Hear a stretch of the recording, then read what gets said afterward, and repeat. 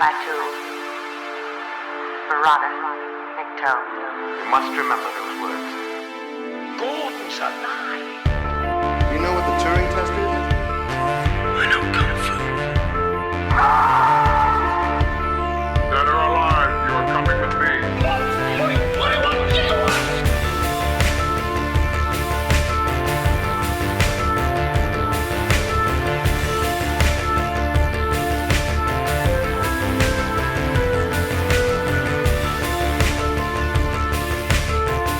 God, it's full of stars. Ladies and gentlemen, welcome back to Stories Out of Time and Space. This is our bonus episode. We've now finished Season 3 and we're into our bonus episodes. But we're going to be giving a bit of a gentle lead in. We are going to be covering 12 Monkeys, the Terry Gilliam film, and then we are going to be covering Doctor Who, all of the original classic Doctors, including a little soiree into the Hammer Horror Doctor series. But before we do that, we want to give you a lead in. And so what we're going to present of this week and in the next episode, we are going to be giving you flashback episodes to when Julian and I first started discussing. So this episode and the next episode are two-part retrospective in which Julian and I talk about Terry Gilliam and his Imagination or Age Trilogy. I won't get into too much because it's all in the intro. The only thing I'll say is that this was before Julian and I were officially set up as a podcast, so the audio is a little bit rinky-dink. But please bear with it because there's a great discussion to go in it. This was originally episodes 78 and 79 of 20th Century Geek. So thank you for listening, and I shall see you on the other side. In our Part 1 retrospective review of Terry Gilliam's thematic Age and Imagination trilogy.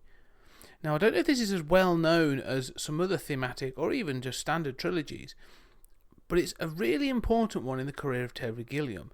It's a trilogy that looks at the three ages of man: childhood, middle age or adulthood, and old age. And the films we are going to be covering in this retrospective are Time Bandits, Brazil, and The Adventures of Baron Munchausen. So all three films released during the 80s, they are different interpretations on how imagination affects age.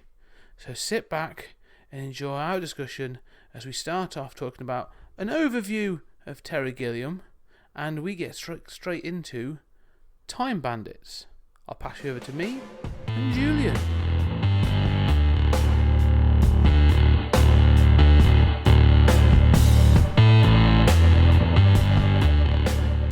Julian, welcome back on the show.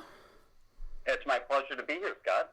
As always, it's going to be a good conversation, I think, today. We were talking about Terry Gilliam and his thematic trilogy of films, which I think sort of heard referred to as his Age Trilogy or his Imagination Trilogy. And that's Time Bandits, Brazil, and The Adventures of Baron Munchausen. So before we start, though, what was sort of your introduction to Terry Gilliam, and what's your thoughts on him as a director?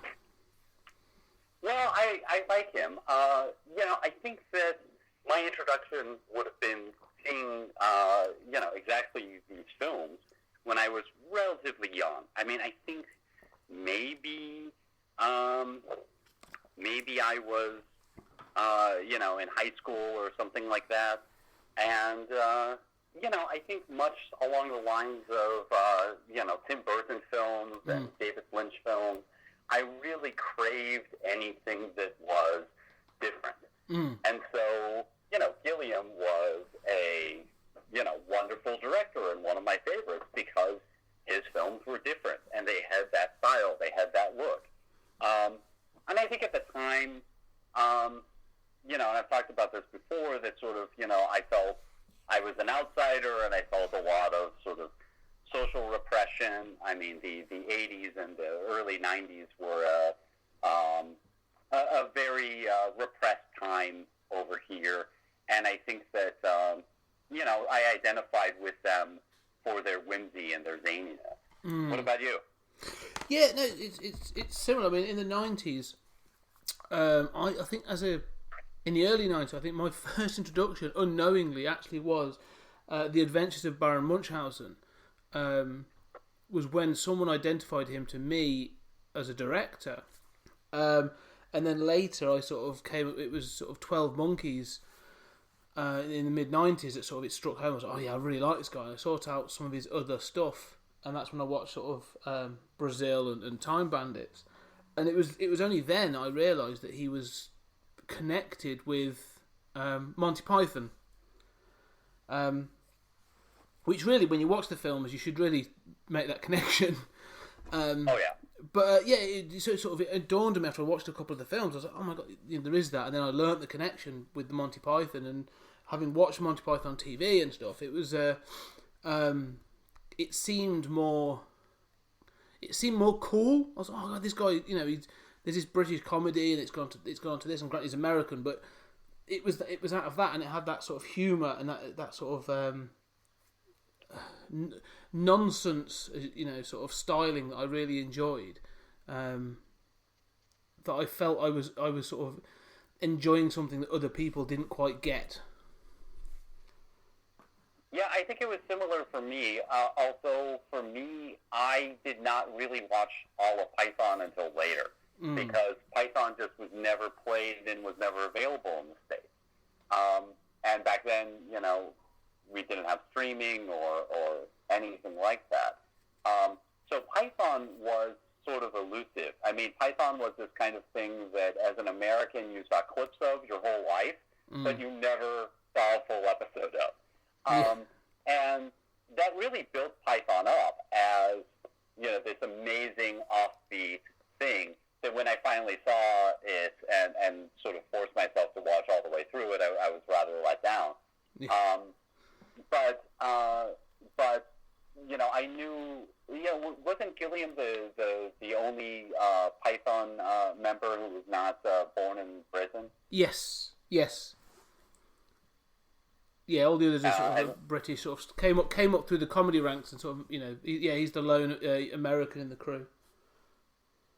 Yeah, and I remember 12 Monkeys was another sort of, I love 12 Monkeys. I love the French original, and I think that was another kind of like watershed where instead of being sort of like the zany director who had made these oddball movies that I like, he was,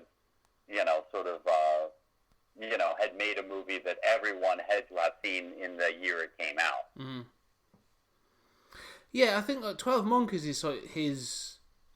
It's like his mainstream breakthrough, isn't it, really? So I think it's the one film, if you were to sort of mention Terry Gilliam, I think the majority of people would know 12 Monkeys over probably, the rest of his sort of filmography, really. Mm-hmm. I think that's true. Although I think that if there's a second one, it's Fear and Loathing, which sort of more people know about than have seen. But at least over here, I mean, everybody is nobody really knows who directed it, but everybody knows that film. Yeah. At least in film circles or interesting people circles. That's another interesting one that I remember.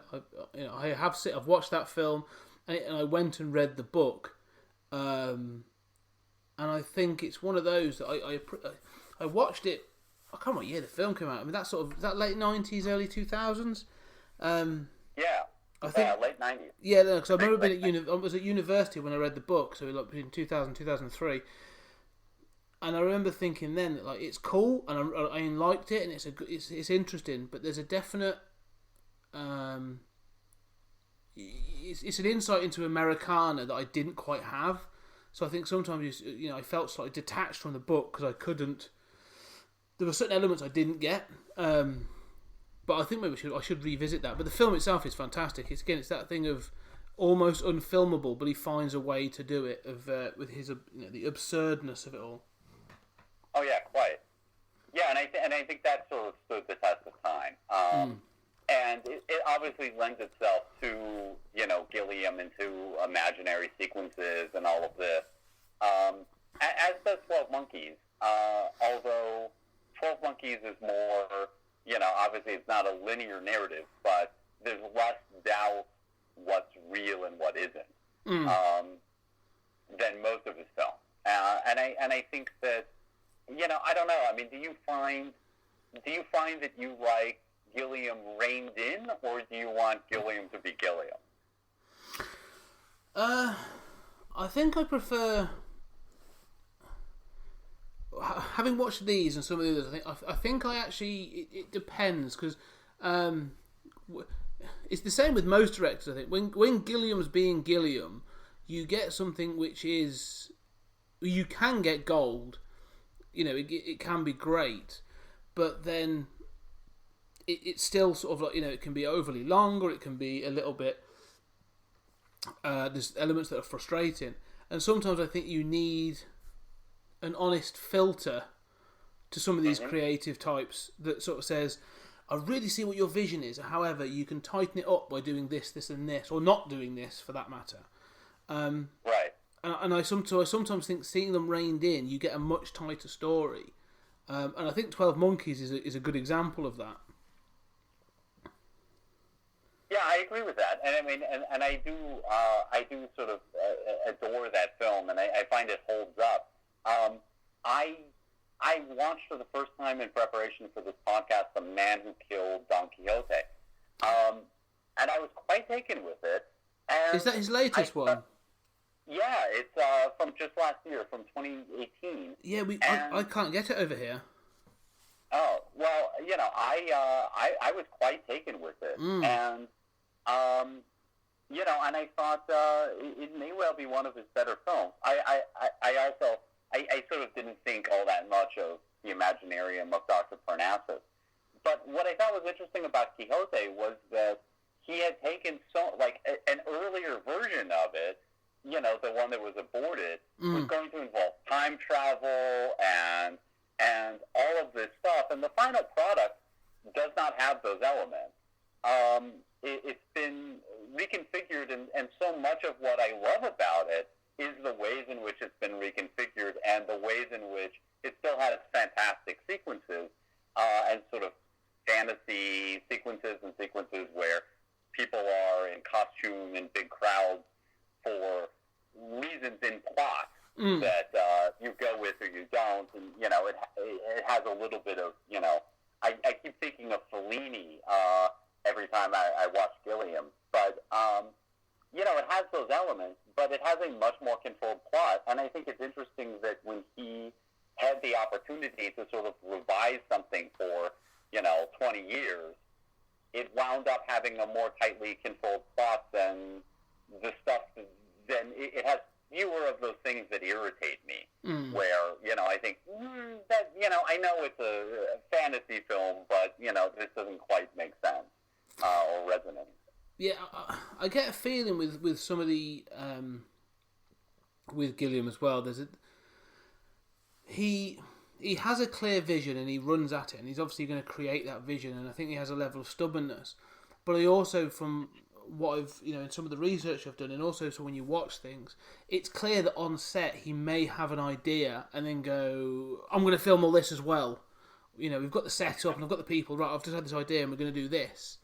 And you can see that sort of a disjointed nature to things at times, where they've tried to either shoehorn an idea in or things go off on a tangent that I think harkens back to that sort of being a part of the Monty Python writing crew.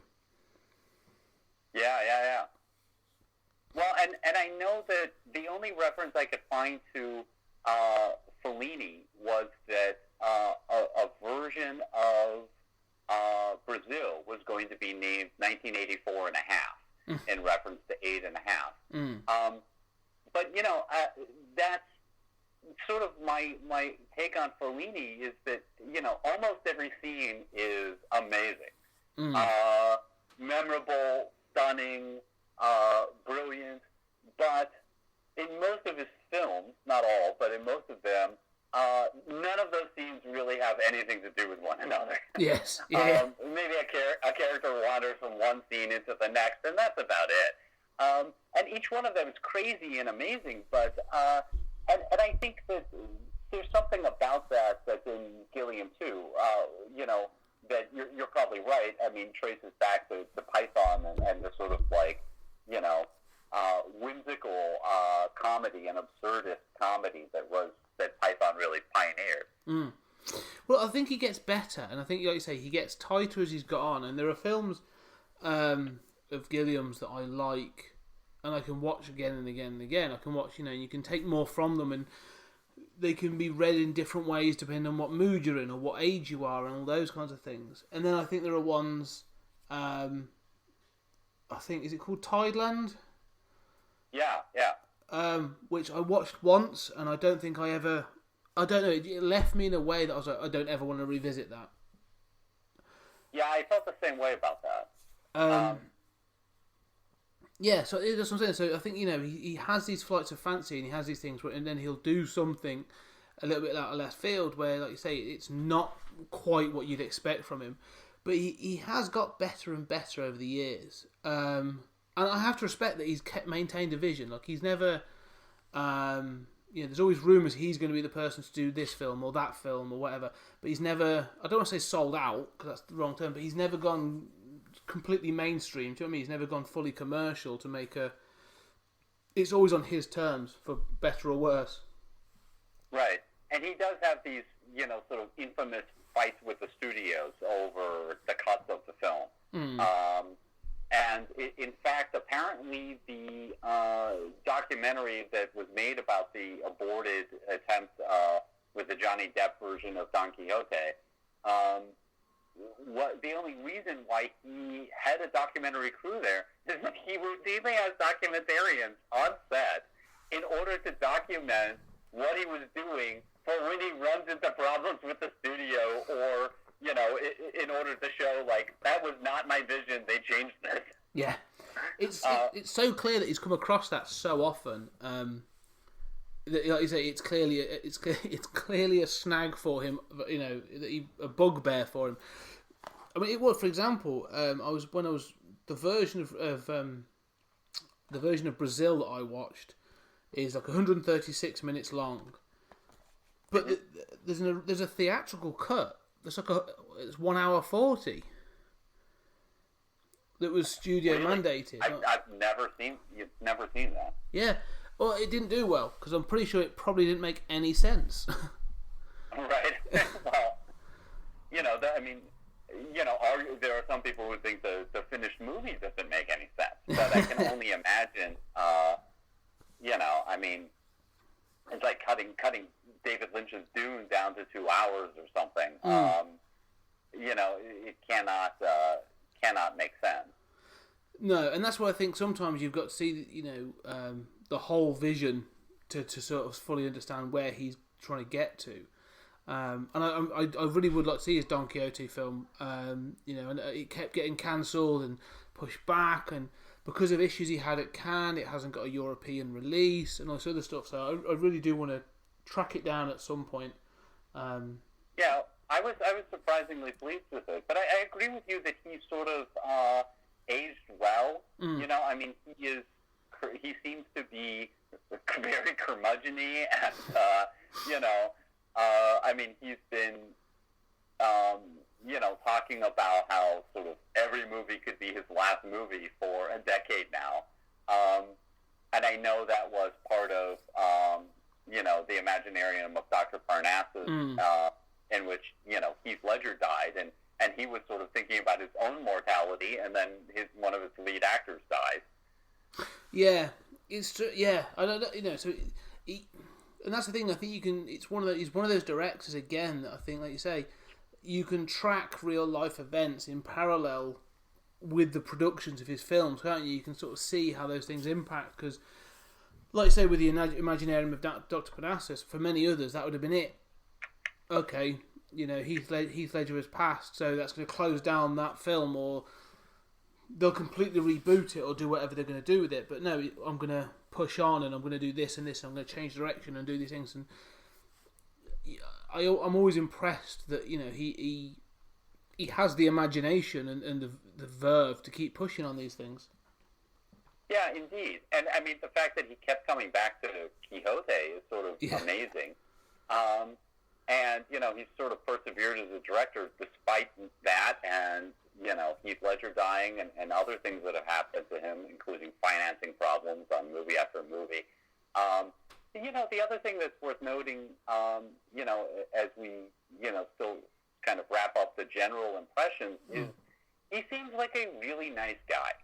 Yeah. I don't expect that of an artist. I don't need my writers and artists to be nice guys, but he seems like the kind of person who will stubbornly stick to his vision, but that he legitimately likes his actors, legitimately loves stories and loves film and donates to charity and cares about politics and certainly struggles in a sort of corporate filmmaking environment in which you need to raise $40 million to make one of these movies. But he does seem like a legitimately nice guy.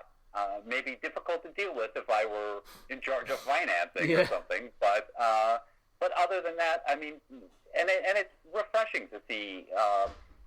That does strike me as sort of very British. The way in which he's nice, the way in which he seems to actually care about people and politics, it does strike me as sort of in line with some other British creators and creative types who I've seen. Yeah, no, I agree. Actually, I think whenever I've seen him in interviews and stuff, like you said, the grumpy sort of granddad sort of comes across, but it's with a level of integrity and honesty that I really respect. Like, he does have opinions on things, both artistic, culturally, and politically, and he's willing to voice those. But it's never sort of in an aggressive way or a sort of a derogatory way. And like I say, I respect that he keeps to his visions. I think that's always been. He's a bit to me. He's almost like a more authentic version of a director than Tarantino. It is Tarantino film, and he does his thing, and he'll fit into the pop culture mold more. And Gilliam's that same thing to me. That it's a Gilliam film. Oh yeah. And well, both. I was just saying he'll do those films, but he doesn't want to disrespect other people's films. It's never done to make anyone else look bad or to question things, but he's just doing his thing, if you know what I mean. Mm-hmm. Yeah, and I think both Tarantino and Gilliam are people who you can probably identify the director based on a 3-minute clip, right? Yeah. Yes. Just the way it's shot, you know that's a Gilliam film. But with Tarantino, there's no illusion that Tarantino would be a fun guy to hang out with, but there's no illusion that he's a nice guy in the way that Gilliam is. No, true. So let's move on to the three films. So this is I couldn't find anyone that it was ever acknowledged that this was an intended trilogy. I think it's more happenstance and lucky coincidence. But this is sort of the age and imagination thematic trilogy. So the idea being that each film represents one of the stages of man and their views on imagination, or their sort of the imagination of that stage. So we have Time Bandits, taken from the child's perspective. Brazil, focusing on that sort of the corporate middle-aged perspective. And then the Adventures of Baron Munchausen, looking at that sort of the sort of final stages of life and looking back on what you have achieved, whether it's true or not, in life. Mm-hmm. So they're the three films we're going to talk about. So I suppose let's start with the kids and we'll work the way through. So Time Bandits is from 1981, written by Terry Gilliam and with Michael Palin in tow. So, what are your first thoughts on on Time Bandits? Well, I watched these three films with a friend of mine who's sort of my generation, and sort of both of us thought Time Bandits, that these were all films that we sort of had grown up liking, and for much of the reason that I described. And especially with Time Bandits, I think both of us had the impression, why did I like this? I don't know. I thought Brazil aged a lot better. I thought Time Bandits, it came off, a lot of what it was trying to do seemed like its whimsy and charm seemed to me like what I liked as a kid was sort of what I liked about Goonies. This kid kind of thrust into this adventure, and I think that, some sequences are just simply awful. I mean, the Robin Hood sequence is terrible, right? Yeah. I think John Cleese plays Robin Hood. And I thought, this has nothing to say about Robin Hood. This is not funny. And I think the Satan stuff, like, why are there angels who are midgets who, I know it's imagination and do whatever you want. I like the math, right? I mean, there's stuff that I like. Certainly, like, the sets are wonderful, and it certainly has a sense of whimsy. But I don't understand why these angels have, they're just like, well, we're sick working in this department we've been demoted to, so let's start robbing people of their material possessions. I don't know why that's happening. I don't know why this whole, like, Satan plot stuff is going on, or why God can't just make another map. I don't understand that stuff. What were your impressions, if I haven't been too strong? No, it's true. I think it's one of those films. Again, watching this time, with a more of a critical eye to look into, discuss it, you do notice flaws. When you look at it in that way, and I think this was the first time I did. I sort of thought, this feels like a sketch show with a loose connection for each bit. So it's like, okay, they've come up with an excuse for them to travel through time, and then each time's going to be a sketch, and then they're going to do this, and then they're going to do that. And it feels incredibly sort of bitty. But the thing that sort of struck me more than anything this time is the shifts in tone. That I found really sort of, like I say, I'm quite forgiving of, like I say, the idea of having the little people as sort of workers in heaven. I was like, yeah, okay, I can go with that. They're creating this sort of mythology of clearly something that Terry Gilliam has got an issue with is the corporate world. Yeah. So heaven, in creation is basically a corporate entity that you've got tiers and departments, and people have got people working shrubbery. And that thing obviously comes up again and again and again, that idea of the corporate world or their corporate stooge.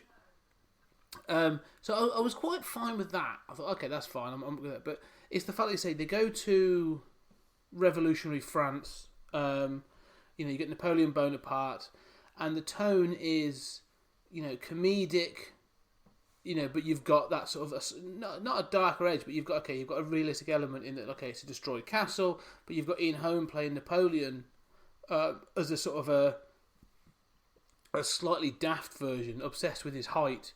He starts reeling off other people that are shorter than him. Yeah. And then he likes to watch comedy on stage, and you think, okay, I'm fine with that. And then they shift to another thing, and then like I say, they have the almost Prince Charles impression that John Cleese gives of Robin Hood. And then you go to ancient Greece with Sean Connery's Agamemnon, and it's a completely different film. Yeah, that's a good point. Those shifts in tone. I like the sort of bureaucratic heaven stuff. I don't mind that. I'm more bothered by, like, why is Satan obsessed with technology? This seems very strange. And of course, this hasn't dated well because, of course, we all have, computers in our pocket, the likes of which were never imagined at the time the film was made. I did take some umbrage at the Napoleon sequence, Mm. where I thought,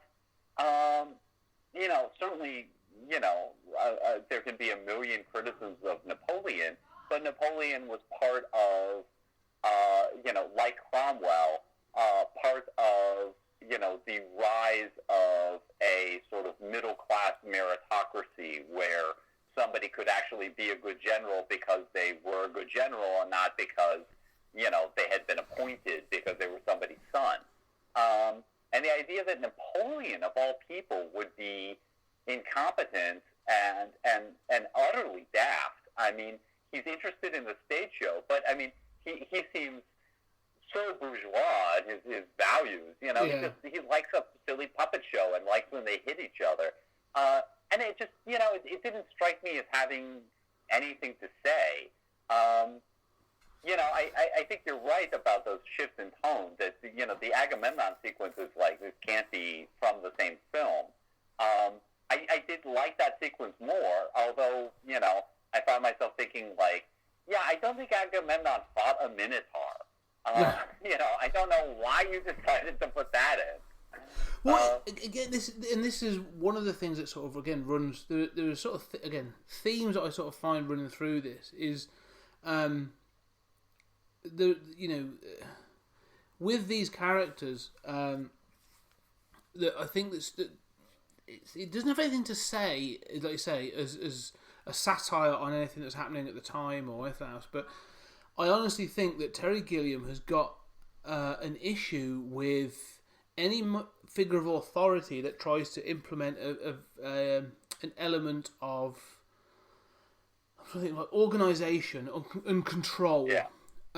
So you see it with Napoleon. He takes the mickey out of Napoleon as being, like you say, almost incompetent, which is incredibly odd, as you say, because he led this army and conquered most of Europe. However, then he shows Agamemnon as a warrior that actually wants to sort of, we're going to have a celebration about art and craft and as a serious leader.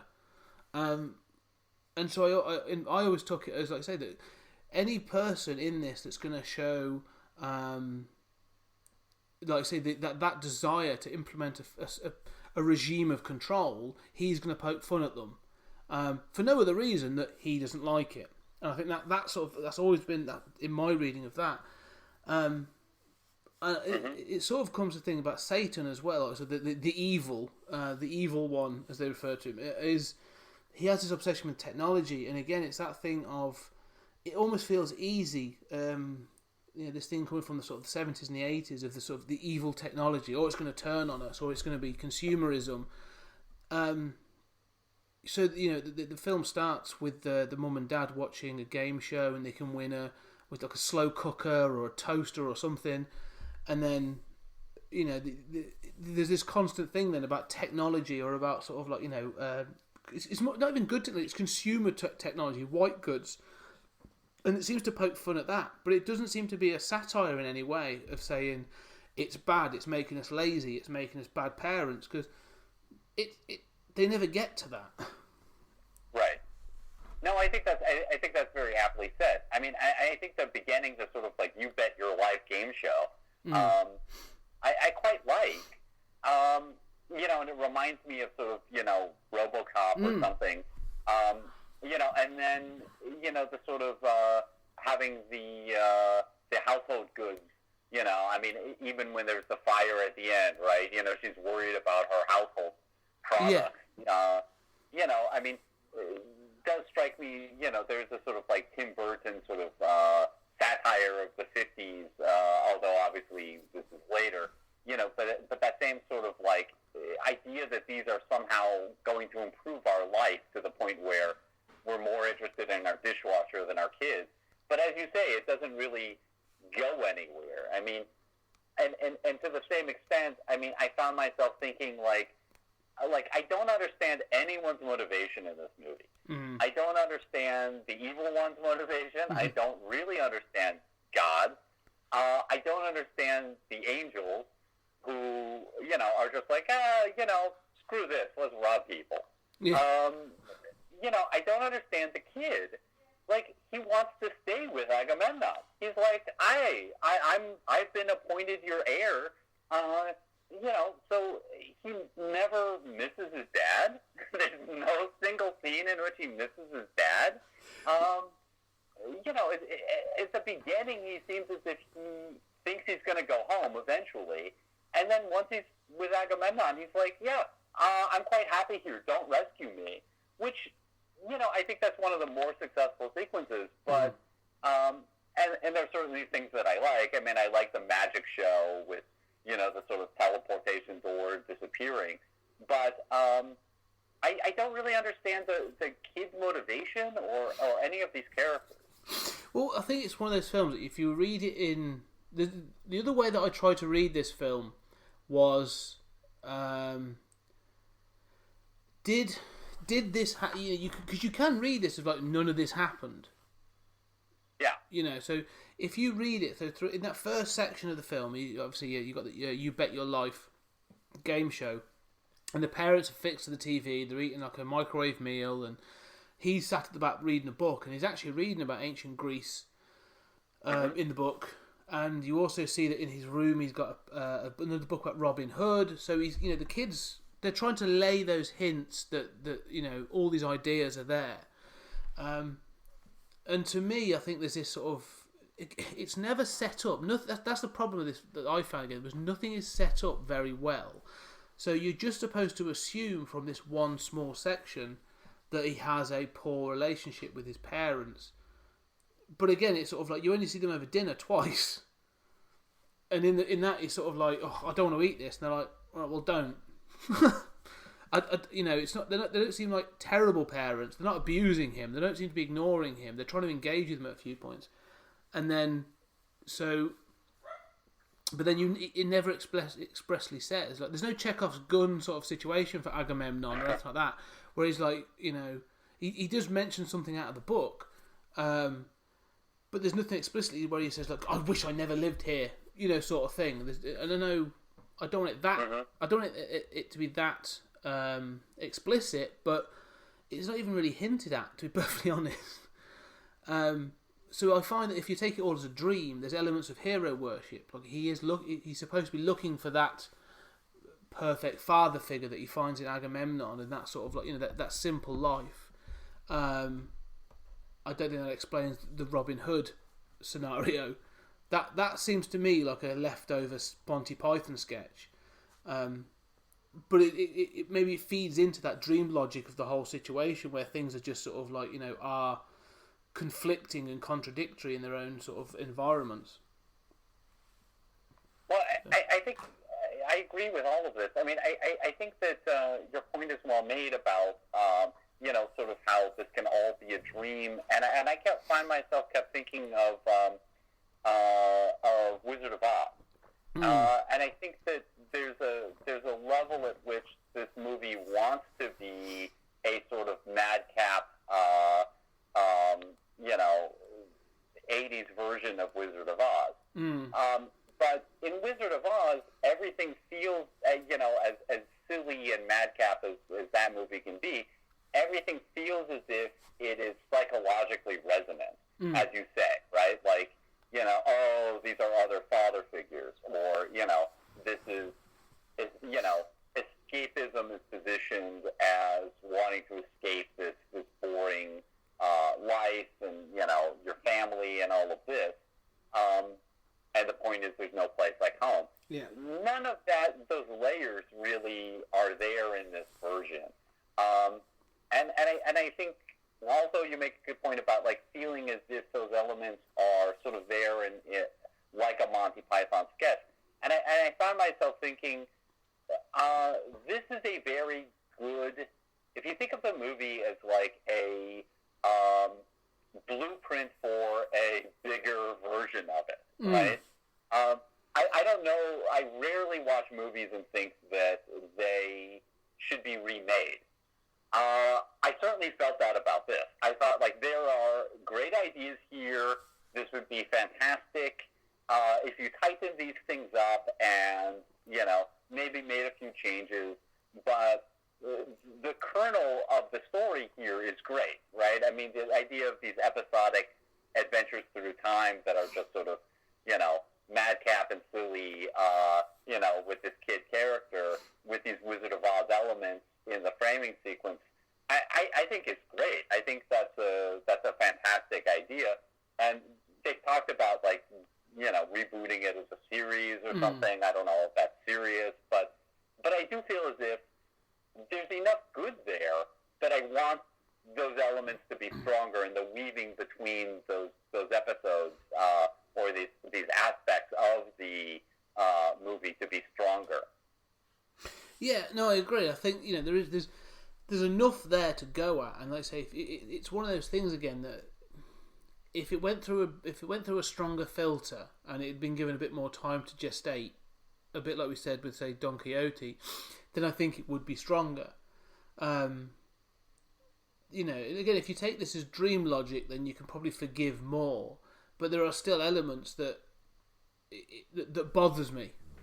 There's like you say that. So the whole sort of the Robin Hood thing aside, which I think, like I say, wouldn't have felt out of place in Monty Python. A sort of a Robin Hood playing as a royal, sort of doing a royal dignitary kind of thing. And his merry men being a bunch of real bandits. It's if you take that as a sketch, it's absurd enough that I find it funny, but it feels so out of place in the film. But the other thing I find bizarre is they then go through history, and history seems to have these fantasy elements keep popping up. Like you say, he fights a minotaur, which is it a bloke with a bull's head on? I don't know. And then they go to the Titanic, and they all the sort of the little people then have tuxedos, and no one questions it. And I'm a bit like, I know it's supposed to be a comedy, and that's okay. I'm going to let it slide. But then they go to the land of legend, and it's just sort of, you get the ogre, and it flips into a different film again, and I'm just like, okay, now I've got to keep up with this again. Yeah, no, that's quite true. Especially the sort of land of legend. I mean, some of the desert photography is makes a big impression on me, and I really enjoy. But the land of legend is like, wait a minute, I thought we were traveling through time. Where is this place, and what is the land of legend? I mean, I get that the evil one has to live somewhere, but where exactly is this? I mean, I guess they have this map of the universe, and as you say, it's like, well, is this a universe in which there is the Minotaur? But one of my problems with the dream logic aspect of it is that I don't know, and this is true of one of the things that irritates me about Gilliam's film, is that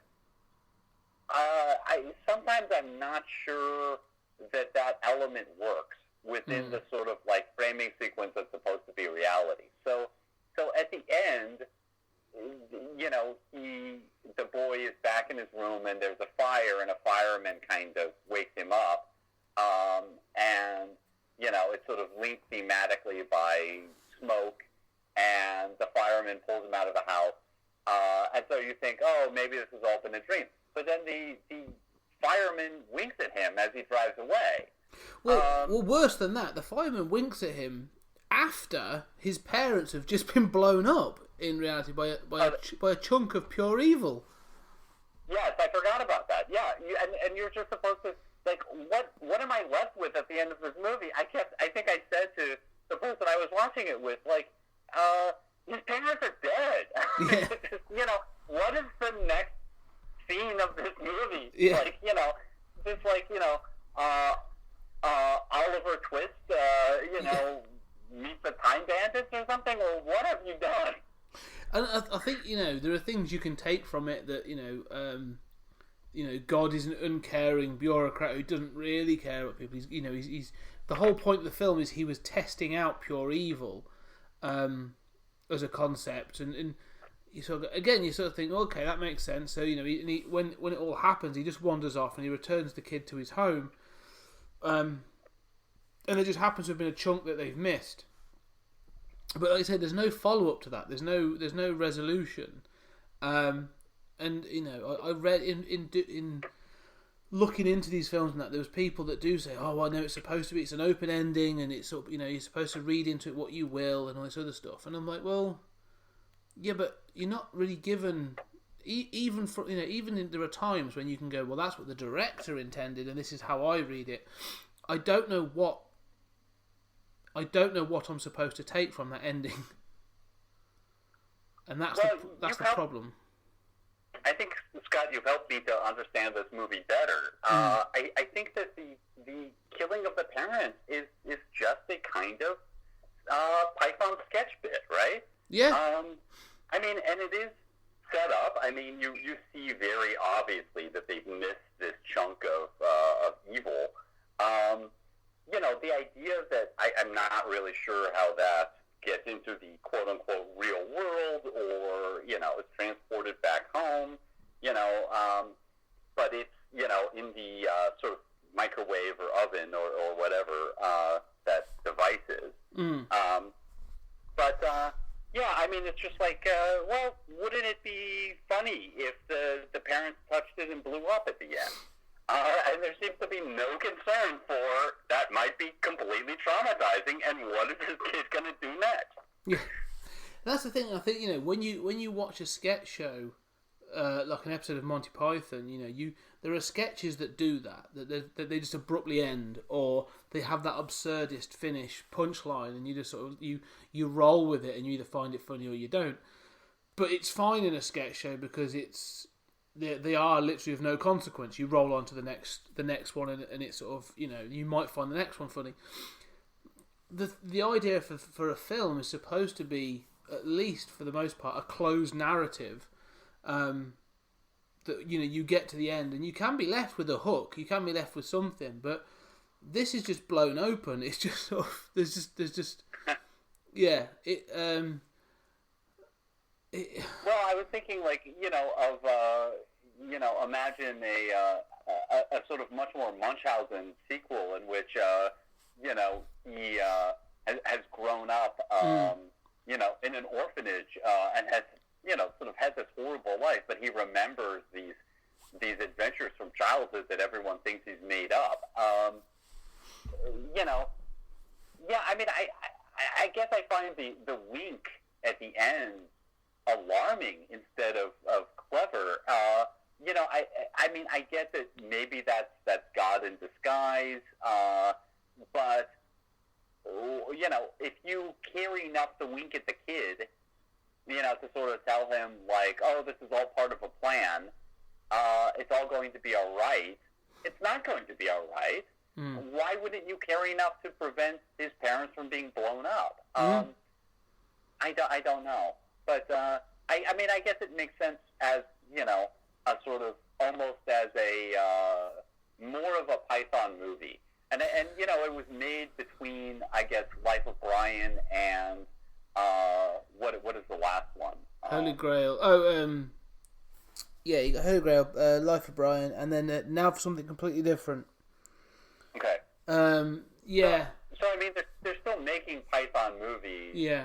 And at the time, so I mean, I guess I can understand it almost as like, there was that kind of like split off from Python that Gilliam used, a lot of fellow Python actors and writers, and that kind of dissipated and then stopped. Or, they'd come back in, but clearly at that point he was his own director. And at this point, clearly he's not yet, and he's kind of doing his own thing, but it's still kind of half a Python movie. Yeah, and I think that's the way to see it, isn't it? This is very much this has got to be seen through a Python filter, and you could probably put this next to Search for the Holy Grail. Right. In that sense of the absurdistness of it and the ending, and that film is supposed to be a medieval, epic comedy, absurdist comedy, but it ends with them being arrested by the police, as sort of almost as cosplayers, kind of historical reenactors, and it feels very similar in that tone of like, you know, and there's going to be a shift left, and then we're going to do another shift, and then we're going to do another shift, and you sort of, it's a little bit breakneck, and you've sort of got to keep up with it really to try and, you know, if you're going to appreciate it. And I understand why people do like this film, but again, I think you know, you can say, oh, it's just childish imagination, and that's what it's supposed to be. That there's that dream logic. However, as you say, I think that's almost now trying to be used to sort of paper over obvious flaws in it. Yeah, no, I think that's fair, and I do think that, like, I mean, this gets into the wider question of sort of imagination, and you know, which is obviously very important to Gilliam, and you know, and I respect that, but I think that. You know, when I was a child or an adolescent, this meant something very different than it does to me now. And I think that, you know, like even the phrase dream logic implies that there is a logic here. Yeah. It might not be, you know, it might be sideways to our, you know, rational logic, and I'm fine with that. You know, but you have these discussions, especially about movies or comics or art, where, you know, especially since Time Bandits, where you say, like, well, you know, why does Superman do this? And somebody says, what are you talking about? It's a comic or a movie about a guy who flies from an alien planet. You know, what about that this is a fantasy do you not get? And, of course, that's a very unsatisfactory and unfair thing to say, because there are rules. I mean, you think of magic, right? I mean, it's very important if you're doing magic, which is, you know, sort of clearly fantasy, that there are rules, right? That, you know, if Harry Potter can travel in time, why doesn't he in the other books or movies, right? That's a perfectly legitimate thing to say. And if you, as a member of the audience, think, you know, I can go with the magic bit, I can go with, you know, Quidditch and flying around on a broom, and, you know, I understand that's baked into how this universe works. But I don't understand within the internal laws of this universe why, you know, somebody isn't doing X, Y, or Z. And that becomes a problem. So I think, one, about how maybe when I was younger, I didn't have that same sense, and I was just charmed by the whimsy and the imagination of it in a way that now, as an older man, I want the logic part of the dream to be there. And then I think about, you know, about the time in which we're in which science is questioned, experts are questioned, logic is questioned, and I certainly, obviously, Gilliam is on the left, and he's not, you know, I mean, you know, he's made anti-fascist movies. What you pointed out about Napoleon is, if anything, he's knee-jerk anti-authoritarian. But this same sort of, like, doubting of what is reality, you know, unbridled imagination strikes me as something that, when there isn't a logic to it, can be dangerous. No, I agree. I agree that, like you say, the internal logic or the internal rules have to be consistent. You know, like you say, I'm willing to give a MacGuffin. I'm willing to give that sort of one or two things, and you can go, okay, I'm going to accept that in this universe this happens. I'm going to accept in this universe that happens. But you've still got to follow a certain rules of physics, or you've got to follow certain rules of logic in order for these things to work. Otherwise, like you say, it just starts to fall apart, and anything can happen, and you're like, okay, well, if that's the case, then nothing has consequence. Right. And that's fine. I mean, you can do a sort of Dadaist sort of wild movie, and I don't mind a movie going off the track, but it seems as if this doesn't, I mean, it doesn't go so completely off the tracks that I get that feeling of, sort of, whatever, this is crazy, and all right, another left turn. I mean, it does seem as if the back to reality, sort of like Wizard of Oz ending, with the fire. But then you've got the piece of evil, and the fireman winking. That does seem to imply we're reaching for this narrative consistency that the movie can't really quite do. Yeah. No, I agree. So, so we've started the trilogy, and I think both of us feel that sort of Time Bandits. I don't want to say it's a kids' film, but it definitely. I think you can definitely appreciate it younger. Yeah, agreed. Which is sort of works really for what the thematic trilogy really is. Because then we move on to Brazil.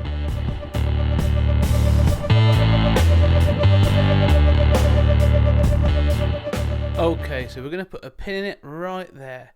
As I said, we've had our overview of Terry Gilliam, and now we've talked about Time Bandits. Okay, so as I said, that is the first part of this retrospective, covering an overview and Time Bandit. In the next episode, we will be covering Brazil and the adventures of Baron Munchausen. So I shall see you on the next episode, ladies and gentlemen. I hope you're enjoying these bonus episodes. I'll keep this short, so thank you very much, and we shall talk again soon.